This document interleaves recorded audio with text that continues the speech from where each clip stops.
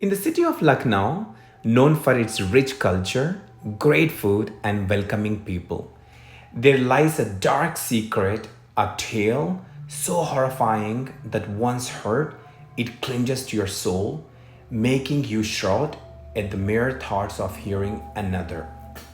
It revolves around the mysterious OEL house where something so chilling occurred that no one dares to step foot in anymore.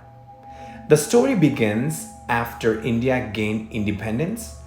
The house, already over 100 years old, was handed over to the vice chancellor of a local university, Virendra Sharma.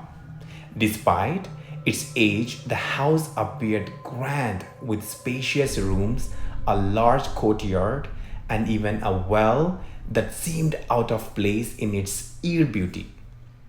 To the outside world, the house was perfect, but from the very first day, something was off.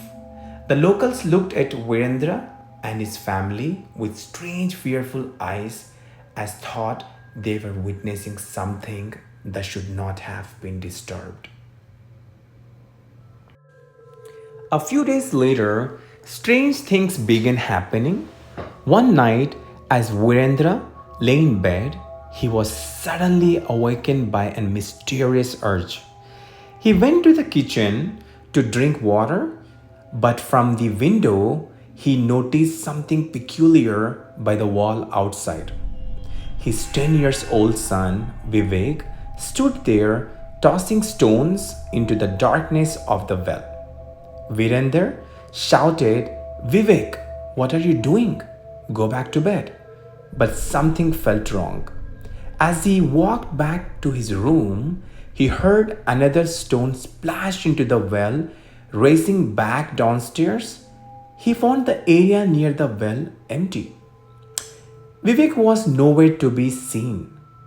The next morning, Virender confronted Vivek, asking why he was outside the night before.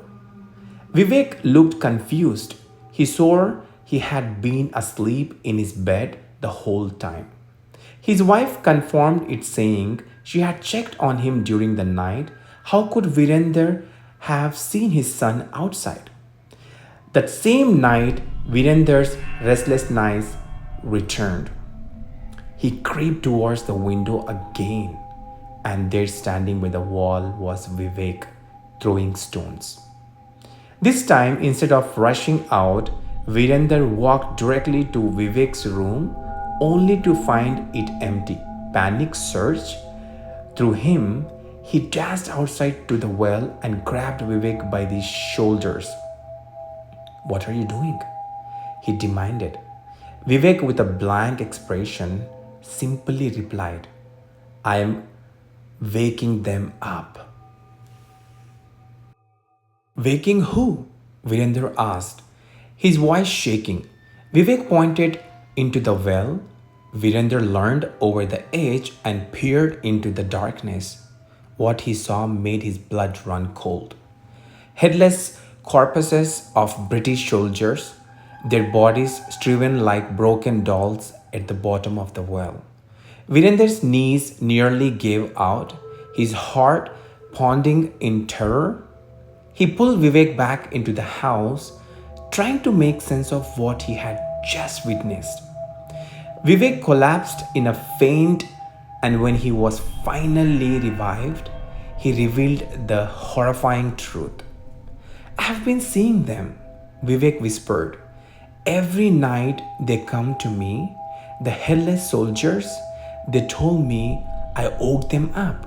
When I threw that stone the first day we came here, now they want to be free, but they won't let me go.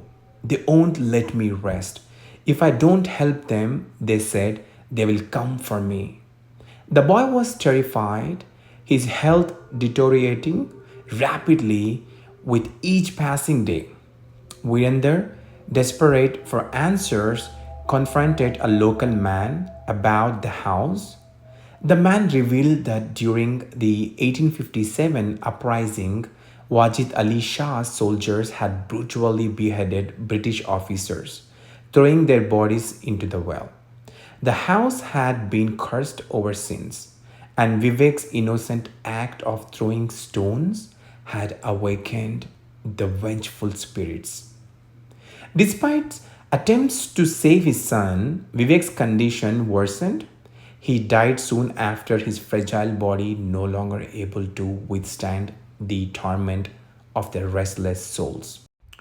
In a final act of desperation, Virender and his wife sought help from a pandit, rituals were performed, and the well was seized forever. But even as they left the cursed house behind, the nightmare was far from over. The neighbors claimed that while the cries of the British soldiers had ceased, something still lingered. Late at night, they would see a boy standing by the well, throwing stones as if trying to summon something from the depths below.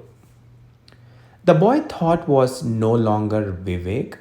Years later, in 2020, a web series was filmed at the OEL house. No one from the crew reported anything unusual, but those who knew the house history could not shake the feeling that the spirits had simply gone back to sleep, waiting for the next unsuspecting soul to disturb their restless slumber. So, if you ever find yourself in Lucknow, remember this: not all stories end when you leave the house. Some follow you, some watch you as you sleep, awaiting for the moment when you wake up in the dead of night and they can finally strike. Thank you so much for watching, and please subscribe to my channel. See you in the next video.